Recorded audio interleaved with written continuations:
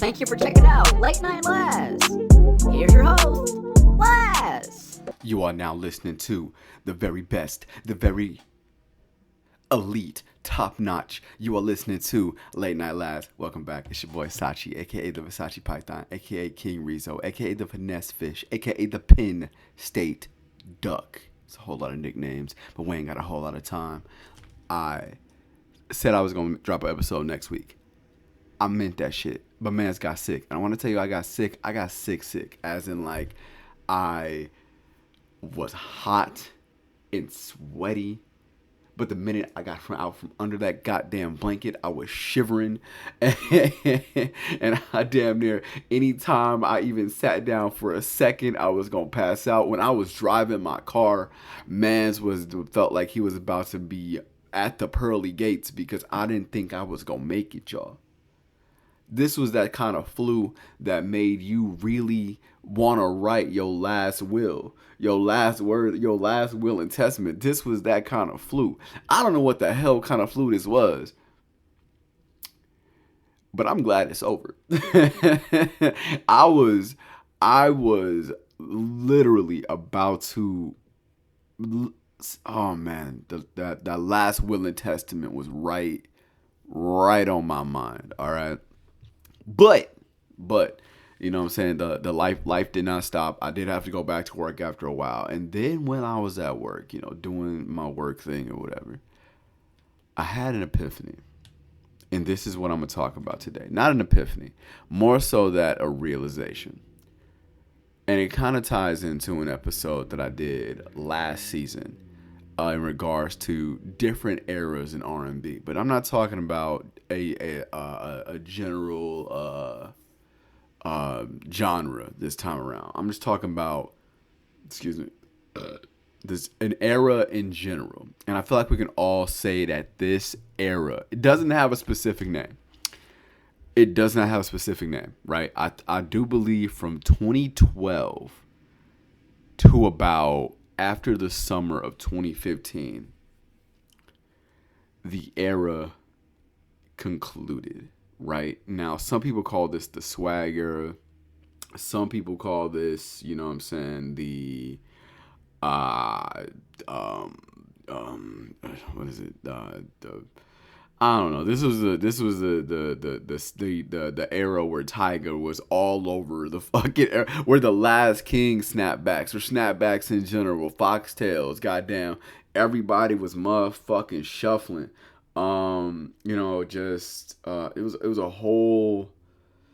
There was no distinct box you can put this era into, but what I can say about this era is that for anybody that's around my age, I'm 29. If anyone that's around my age, you can say that this era right here was elite, apex, top notch. Like there's no the memories that are attached to this era. For me, let's see, this era hit its peak for me around 2014. Like mans had just, you know, graduated high school, and you know, just like in 2013 graduated, and then, you know, from that whole like year, 2 years was just like working bullshit jobs, you know what I'm saying, just kicking it with every single one of my homies, like summers, like with barbecues and motherfuckers just doing dumb teenager shit like that. That was how elite this era was, and every single song was like a soundtrack to those moments, right? So I can say that and this is, like I said, it's for anybody that's around my age or even knew this era for as goated as it is. Like every I feel like anybody would have their era. I feel like if anybody, any aunties, uncles, and y'all know what I'm saying, the ones who are like, you know what I'm saying, mid 50s, you know what I'm saying, went to high school and probably like, what is it, I would say graduated high school in like probably 2009. Their pinnacle was probably like all Wayne, all Wayne. I'm talking from Carter 3 all the way until like that's like them. All of the goated Wayne era. That was all of them. Same thing with the Ludas and the 50 Cents, like all that. The uncles that still try to wear the double XL Echo jeans or the Nietzsche jeans with the pinstripe button up, trying to look like Jay-Z in the Excuse Me Miss video. That is they era. That's them, right? But for us, it was, you know what I'm saying? It was so much bullshit. The beanies, the snapbacks, the fucking glasses that had no lenses in them. The Last King shirts, the Young and Restless, the Young and Reckless shirts, like people used to wear moccasins. What the fuck were those? Like with the Vans and the wild tight the diamond supply. So much fucking diamond supply. People will be wearing rosaries, like diamond necklaces, not actual diamond. I'm talking the brand diamond necklaces or like wooden necklaces or some bullshit. And like everybody like that you knew was either a part with the bullshit Facebook photos that look like we remember. It was an era that we look back on and think, wow, this happened. But what I'm here to talk about is the goatness that was the music that we had in this era. Because, again, there was no distinct sound. We knew that. There was no distinct sound. But in that era, you couldn't go nowhere without hearing Mustard on a beat, ho. And you know what? Every single song, every single one, they will sound similar in structure. Shout out to DJ Mustard. They will sound similar in structure, but every single one would be a fucking banger. With Chris Brown on the hook, Kid Ink on the verse, or or YG, or fucking Ty Dolla $ign was on a hook. It was an era that is so unnecessarily goated. To not hear Main Chick or Show Me by Kid Ink in that era, you weren't listening to music. Or what was it? It was Drank in My Cup by Kurt Cobain. That song needs to be put in a museum somewhere. Because I don't know what the fuck Kurt Cobain has done since that song. But that song needs to be put in a museum. Because there's no way that that girl, you know how much you really want somebody that don't really, that if that song it needs to be studied by top scientists. Because how the fuck do you make one banger ass hit in that era and host on that hit for the next almost 10 years? Guys, it is 2024. It's been 10 years since these bangers have came out. Over 10 years. And I said from 2012 to 2015. What was out in 2012? Man, let me tell you. Because 2012, I was a junior heading into senior year, right? Starships by Nicki Minaj.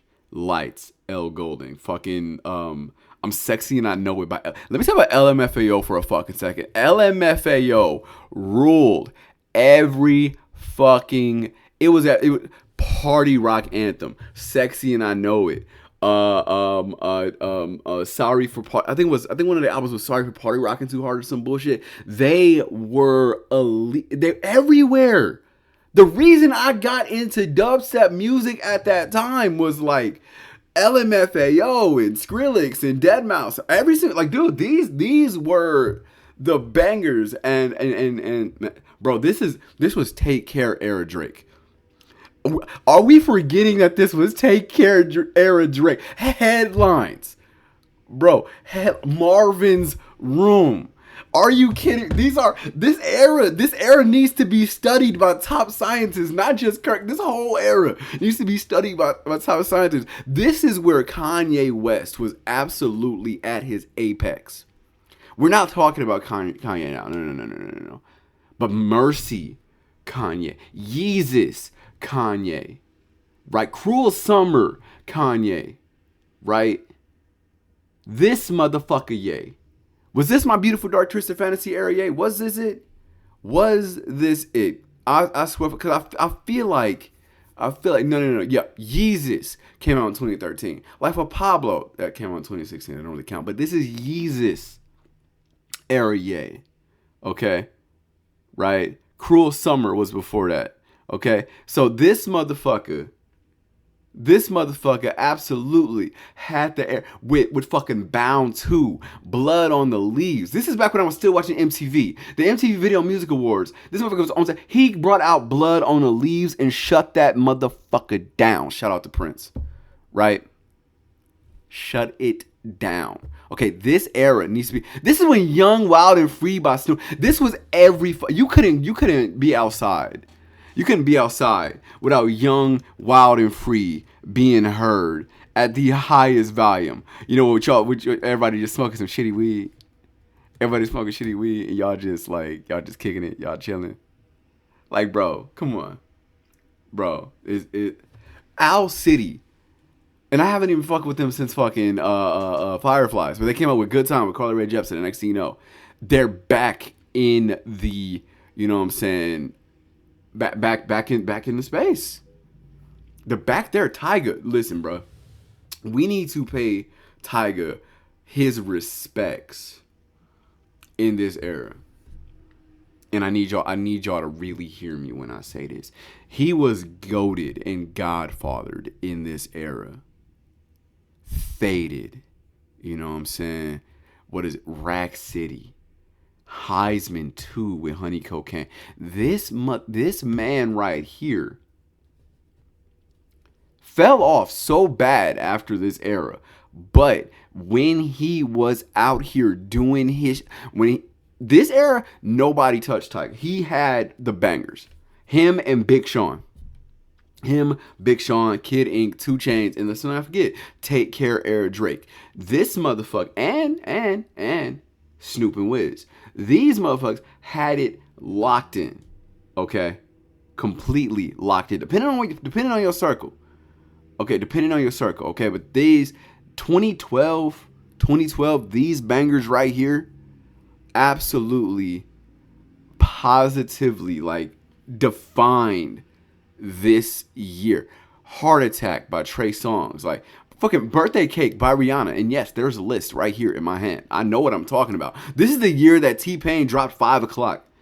You could not say, oh, it's 5 o'clock in the morning without actually singing the fucking song.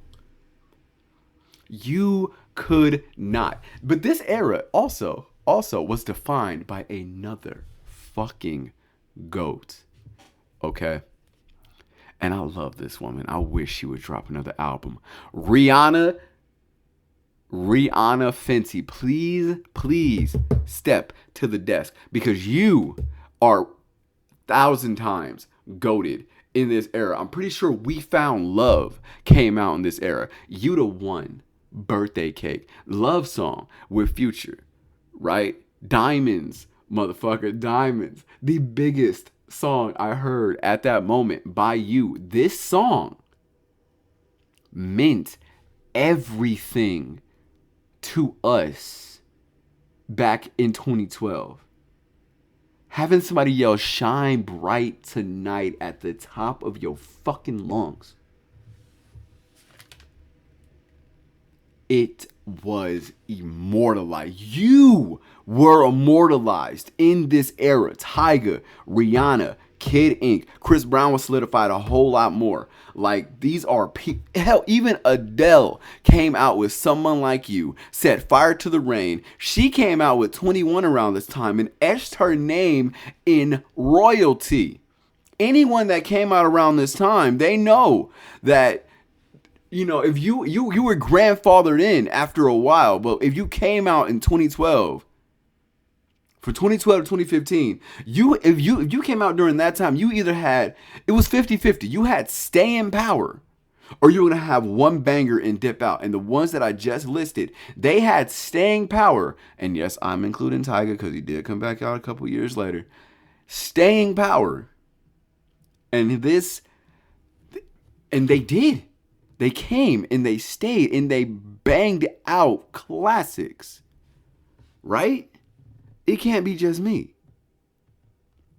But then the year after that, more bangers were to come because a white boy.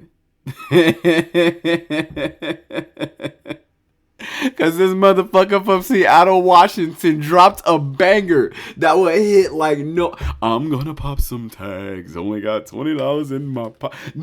What the? Come on, bro. Macklemore came through 2013 and kicked the goddamn door in. Are you kidding me? Are you fucking kidding me? And then Imagine Dragons came through on the airways and was like, I'm waking up, I feel it in my bones.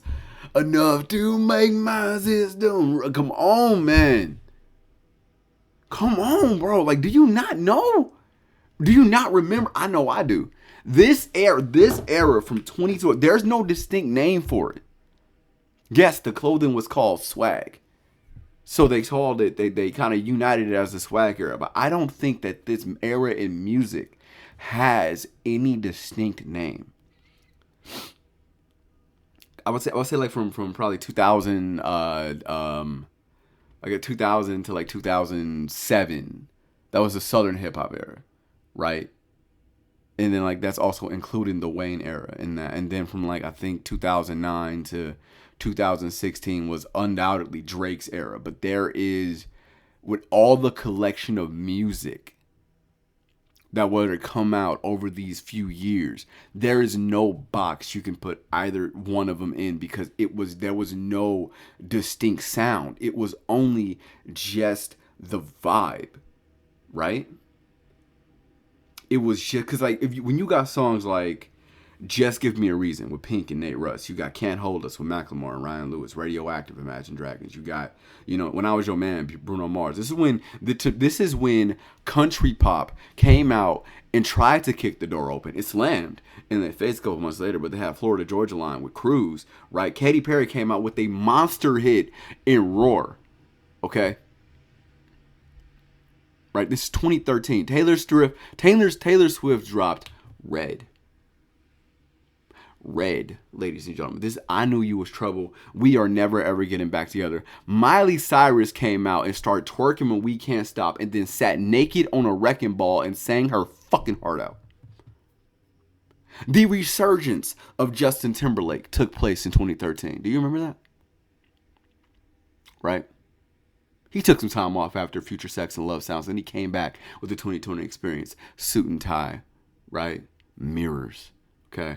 He came out with more bangers after that, and then he gave you the Trolls Count soundtrack, right? Jay-Z dropped Magna Carta Holy Grail, okay? Don't You Worry Child was at the highest, you know what I'm saying? Mac Miller was still alive, God rest the dead, you know what I'm saying? And they dropped The Way with Ariana Grande. And again, the Take Care Drake era, YOLO became bigger than anybody thought it would. And when I tell you that I hated every moment of going on Facebook when I had Facebook at the time and seeing these damn quotes where people dressed up with the diamond hats and the fucking and the pendants, the necklaces, and they just posing and they put like YOLO or some bullshit or like swag with the periods in between, and then like it's like a dash to say she wants a gentleman. There's some dude like making a face and duck lipping, you know what I'm saying, and posing. It's like, cuz this era was so there's no distinction for, I don't know what to call it. And then let's not forget one of the bangers for the people that I was around this time, 2013, Fucking Problems, A$AP Rocky, At Long Last A$AP, Wild for the Night, right? Like, you know what I'm saying? And for the people who was in the alternative, like Lana Del Rey was at the biggest when she first. This is like the beginning of Lana Del Rey, where at least where I started to hear from her. Like, this is where J. Cole got into his fucking bag and dropped Born Sinner. 2013 was a very, very interesting year for music. Okay, I don't remember much about that year in terms of what happened in my life, all besides graduating. But then like I remember music like no other. Like when Eminem dropped Berserk and then the Marshall Mathers LP came out, I think like a couple months after that, I couldn't stop fucking playing Berserk. Like that shit was everything. And then like if you were going to like kickbacks or parties or something like that, then you've heard all of these bangers, especially like Pull It Up with Rihanna. You know what I'm saying? Like you heard fucking Swimming Pools with Kendrick Lamar. This was the Kendrick Lamar era too. This is when Kendrick hopped in his fucking bag, bro. 2013 goes down as a year where music, these motherfuckers, and then probably one of the worst songs came out, which was You Ain't Even Know It with Rocco or featuring Rick Ross. We don't need to go over that verse, but it's like bangers after bangers. It's like everybody, like we were still in our bag as like late teenagers, like 18, 19 years old, and it's just like, yo, you're living and you're trying to get it, you know, to get to the next level. You driving around listening to Bugatti with Ace Hood and Rick Ross and fucking Future. You know what I'm saying? You going in with the, you know, every single 2 Chainz songs that came out at that time. Every single 2 Chainz songs that came out at that time is like you're on rotation all the time. All I want for my birthday is a big booty house.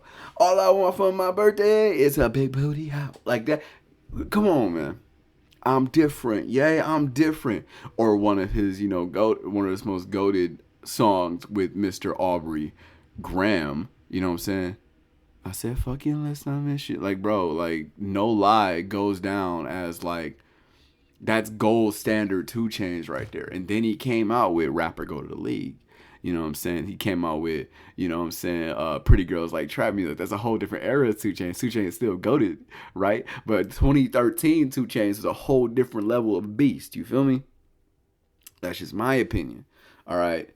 That's my opinion. But then something happens in 2014 that absolutely takes America by the absolute balls. Takes America by the balls. An Australian woman came in and turned rap on its head. Iggy Azalea, can you please step up to the desk because I need to give you your flowers right now. Yes, right? Yes, people will hate you because of the terrible freestyling stills and the claims of cultural appropriation and probably various other things too. But during 2014, and we not gonna sit here and act like we wasn't banging Fancy, like we wasn't listening to Problem with Ariana Grande and Yourself, like we wasn't bumping Black Widow with you and Rita Ora, or you know what I'm saying, or we're not, or like one of the coldest intros of the time was First Thing First, I'm the realest. I don't know the rest of it. Something let the whole world feel it. Like that shit right there. And then Charlie X, I'm so fancy. Like dog, like she knows the bangers that came out. Like she knew, bro. Like that shit was it. Okay? And then another, you know, Taylor Swift. You know Taylor Swift gonna come out with bang. You know Taylor Swift, she gonna drop. And when Taylor drops, the world stops. Same thing with Beyonce, right? When Taylor dropped Shake It Off. And I was working at a retail store at the time that I want to remain nameless. And they played that shit over the airways at least 5 to 6 times a day. I wanted to run in front of a city bus. But that song had the world, right? It had it. But then we're not going to forget that this is the year that Slam Smith also came out with Stay With Me. Probably one of the great, like he had music before this. But Stay With Me, once that hit the airwaves, man, there was no going back from him at that point. No going back, okay?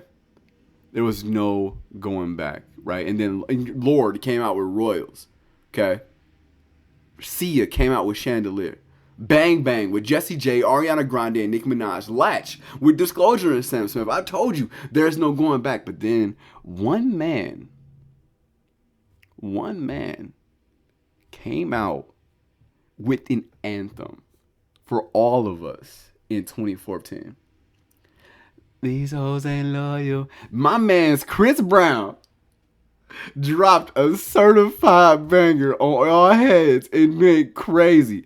And then, listen. Me saying this, Chris Brown's album X, that this song come off of, is one of his most underrated albums. One of his most undervalued. I don't know why. He had bangers on there. Like bangers on there. X, Drunk Texting, what is it? Autumn Leaves with Kendrick Lamar. You know what I'm saying? Loyal. Okay. His album, that album right there did no wrong. This album right here had my 2014 in the chokehold. Absolutely. Nicki Minaj dropped Anaconda, y'all.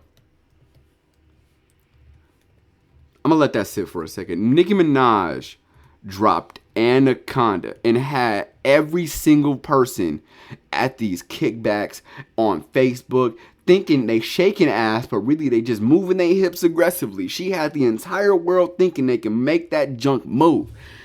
And I salute you for it. I absolutely salute you for it. Right? But again, I say this whole genre of music because there was no distinct name for it.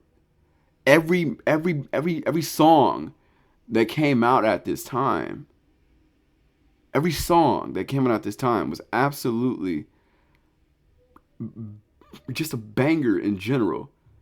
But 2014 also holds the crown of having one of the most earworm annoyingness of a banger, which is Happy by Pharrell Williams, which was played everywhere.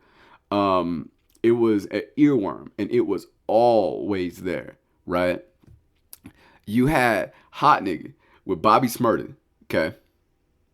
And let's not stress this enough. I am of African American descent. I can say, I hope I don't offend anybody, but you know, let me clean it up. I'm sorry. My Hitter with YG, that goes down like in everybody that I knew was banging that shit, right? Fucking I don't even know. I'm pretty sure I said Roar by Katy Perry. You know what I'm saying? Ain't It Fun by Paramore.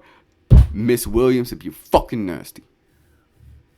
This was a year I got into Ed Sheeran. I didn't even know who the fuck this dude was. Right? This is when Tinashe came out and started bumping that shit. This is the year Becky G popped out and, you know, let the world know that she danced in the mirror and singing in the shower. You feel me? Like this whole era was interesting because like it was just a bunch.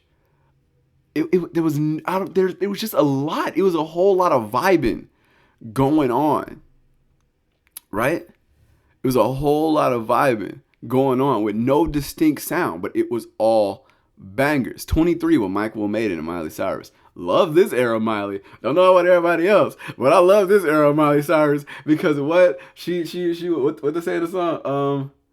In the club, high on perk with my shades on. Tatted up mini skirt with my J's on. J's on my feet.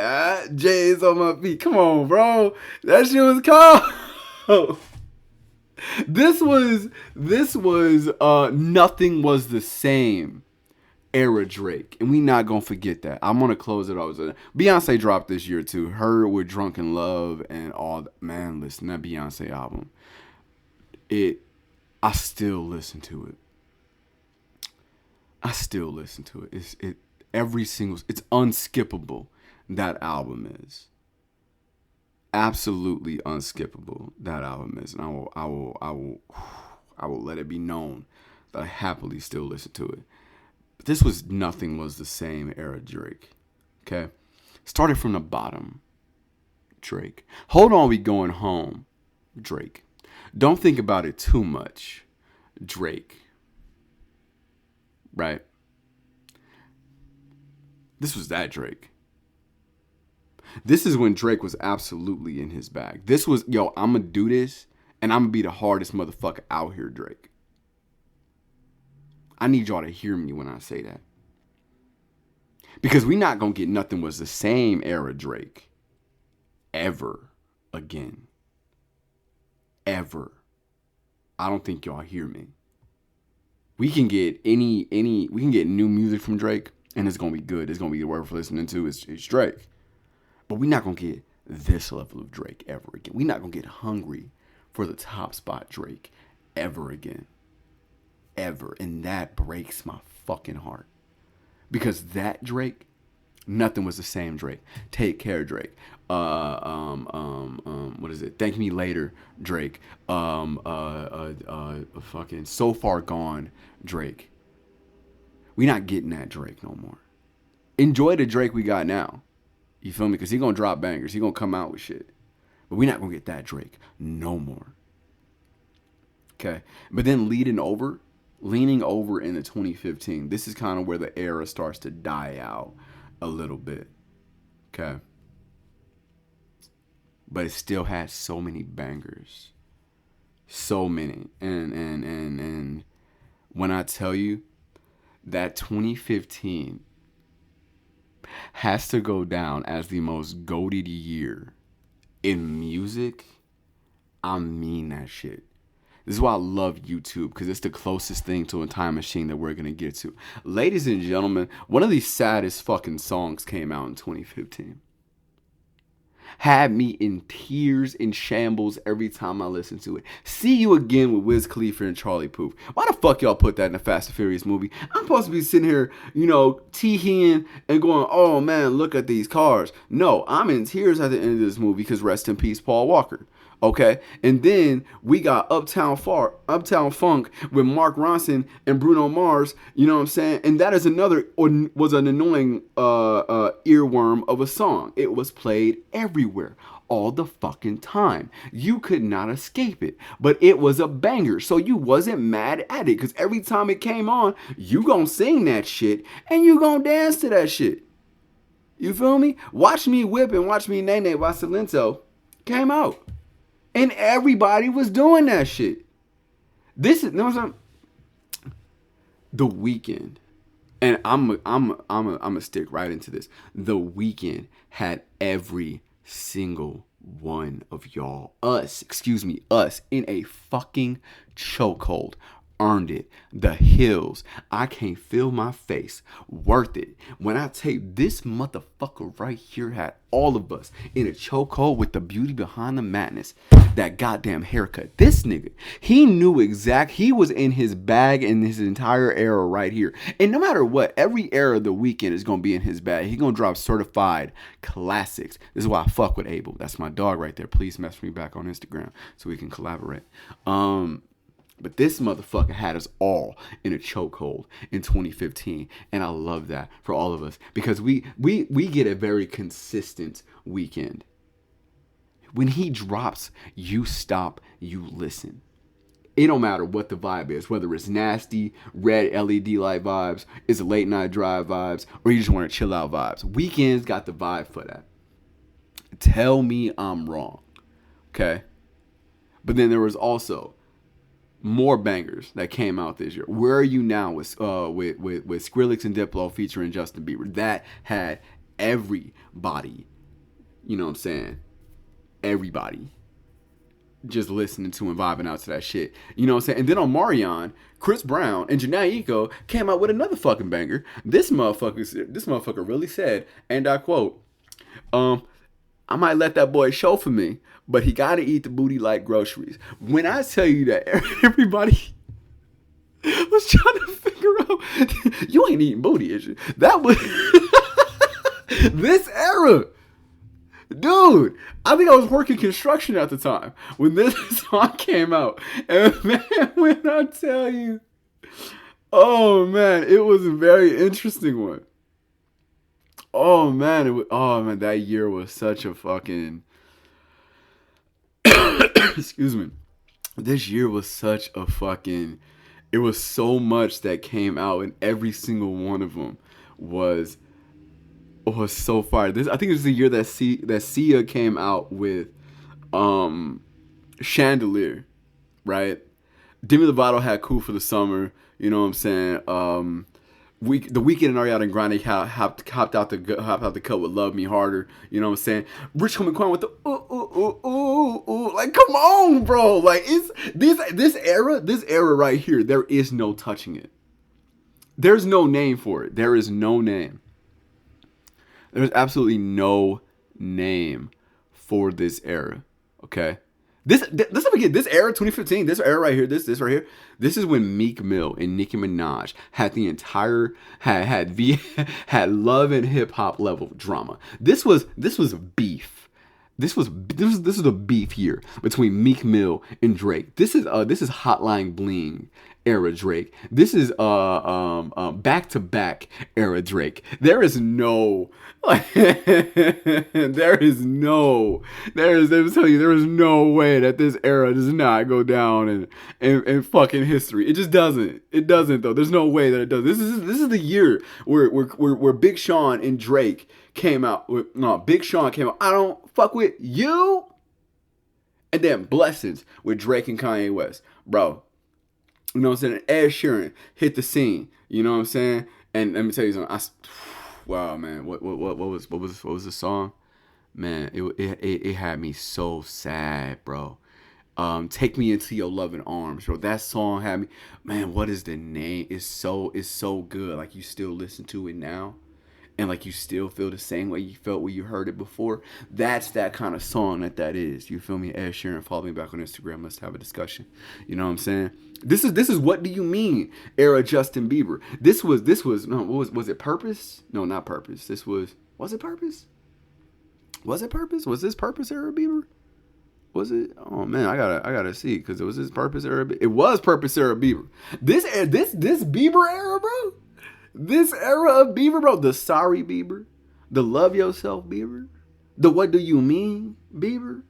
This album can still be on rotation. I don't know what he dropping now, but Purpose, Bieber was on a whole nother stratosphere. Justin Bieber, follow me back. Let's have a discussion, bro. I feel like you'll be super dope to have on here. I just want to talk to you about a whole bunch of shit. This is the era where Pitbull and Neo, if they were on any track together, you knew it was going to be a certified banger. I say all that, everything that I just said. Oh, wait. Hold on, real quick. This was Bitch Better Have My Money era Rihanna. Y'all better recognize what era that y'all in. You better recognize that this era is untouched. 2012 to 2015. Put my phone down. 2012 to 2015. If you were a junior, senior in high school, if you were a young 20s or late teens individual in this time, this song solidified a time in your life where nothing else fucking mattered. Life was chill. You didn't have much responsibility. You were able to live and have fun. And you know what I'm saying? Before life got so real, right?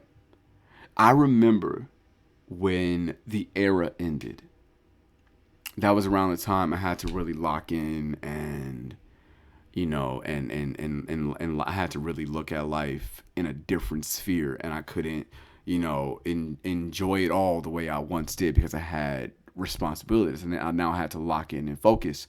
And this was the era where my mom was really on me about, you know, finding a grind, sticking to it, and I had to do that. And like, granted, I still had my fun on weekends, but then I did it too much because I wasn't able to do it every day like I would. So, you know what I'm saying? This era, to me, it's more goated than a lot of other ones because the music, the music, the sound, like the way the vibes felt, there wasn't anything being kept in a box because these were things that everybody listened to. Like, the same person that could listen to I Don't Fuck With You and, you know what I'm saying, the Loyals, and, you know, can be the same dude listening to Ed Sheeran and The Weeknd, and, you know what I'm saying, and, you know, listening to Love Me Like You Do. Like, there was no way to put anything or anybody in a box during this era because everything was just a vibe. Everything was just a wave. Everything felt good. And to me, this era this era right here goes down in history as one of the eras that you can't put in a box.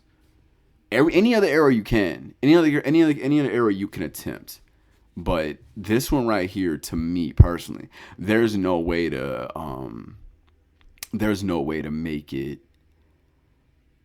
not bigger than what it is, because it's already massive. Because I feel like a lot of the songs, like, people can call certified classics now. 10 years later, they're certified classics now. You go back and listen to them, and they still hold up, right? You can play Ooh Ooh Ooh Ooh by Rich Homie Quan. You can play Type of Way by Rich Homie Quan. People still, you know, still get turned the fuck up. You play Lifestyle by Young Thug in the courtroom. People will start making TikToks about it. Like, dude, this era, bro. Like, the music had such long lasting staying power that, you know what I'm saying, looking back at it in hindsight, like, a lot of the new stuff that comes out can't compare, because the staying power that it had, the vibe that this era gave, and the momentum that was behind all of these songs, you can't get it a lot now. So in my own personal opinion, I think that, you know what I'm saying, from 2012 to 2015, you know what I'm saying, you can only, the memories that's attached to every single one of those songs makes them a lot more goated, makes them a whole lot special. And you can't take that from the ones who lived through that era. Same thing with the gangster rap era. Like, I can't tell somebody that, you know what I'm saying, gangster rap wasn't it, because I didn't grow up with gangster rap. I was born in 94. I didn't get into music until like 2007. Like, to music heavy until like 2007. So it's like, I can't say, you know what, like, I was still listening to music, I can't lie, but like, I didn't get into it the way I am now until like 2007. But like, I can't tell somebody that Ludacris wasn't the shit, because Ludacris was the shit. All right, but to somebody else, like, you can say that, you can't. I can't tell somebody that, oh, gangster rap wasn't it, because I wasn't in the era of gangster rap. I can't tell somebody that, you know what I'm saying, the Yin Yang Twins or Lil Jon and the East Side Boys or Ludacris wasn't it, because that wasn't my distinct era to have all my memories attached to. So that's, you know what I'm saying, a lot that people don't get. Like, and the same thing I can't say now. I can't say that any of these fucking songs that's coming out now for TikTok ain't shit, because that's not me. That's not for me to decide. My era of music, you know, I can enjoy the music that comes out now, but the era that means more to me, that I'm attached to, based on the memories that I share with it. You can make memories with all sorts of music, but the one that holds more weight to me is 2012 to 2015. And a lot of people have different what is it? They have different opinions on it. They all have different eras that they can look at and say, okay, this era of music meant more to me. Like, I guess you can say, like, you know, if someone was raised up on distinctly like fucking late 90s, early 2000s R&B, and they're like 19 years old now, and it's like, oh, they can, like, oh, this late 90s R&B more, because they might have memories attached to it. Maybe like, oh, they was raised up and their mom would cook food and clean the house to it, and they would just feel so much love and joy, and that's what the music brings to them. Like, there's no age attached to eras. There's just love and memories attached to eras. So it's like, yeah, I have a love for R&B music. That's why I listen to R&B more than I listen to a lot of other music now. So, you know what I'm saying? But to me, the era of all the collection of music that came out around that time, there are so many memories and so much attached to that time that it remains, that when you think about it, you feel joy in in thinking about those moments.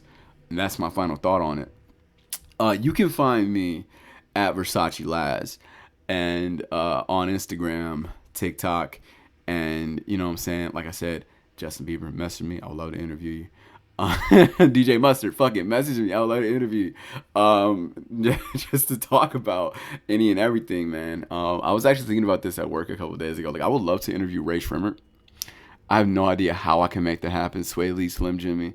Like, there's so much I would want to just talk to them about, because, again, they were so attached to this era as well. And we're not going to act like I didn't have time to mention them, but they were so attached to this era as well. Well, yeah, follow me on Instagram at Versace Laz, TikTok at Versace Laz. next week I should be coming out with a new episode, hopefully. I really want to be more consistent with this, but let's not forget that it is real life and things do happen. But nevertheless, te amo. I love you. Stay safe.